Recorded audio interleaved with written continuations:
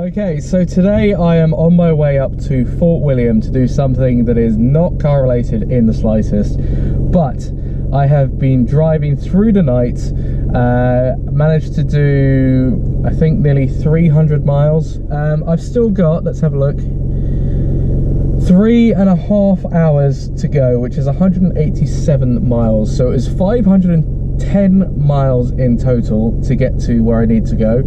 And it was a total of 8 hours and 30 odd minutes, of which I did nearly 5 of them non-stop all the way up to where I am now, which is just past the Scottish border along the M6. The other thing to point out as well is that I'm in my Mini. It's a diesel, and the miles per gallon, so the MPG reading, is currently really good.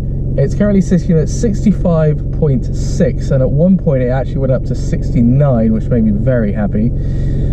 But the fuel range, this is the crazy bit, because I have already done 325 miles to this point since I filled up. I would have already filled up my Vauxhall about 60 odd miles ago in order to get to Fort William.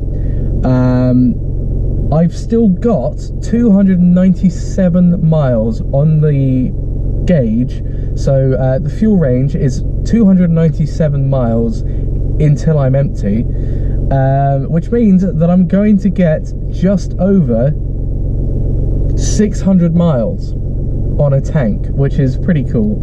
So I'm gonna start heading off, hopefully get to one of the locks before the sun comes up. Hopefully I'm gonna see the sun today, because that would be quite nice, and then I'm gonna do a bit more filming while I'm there.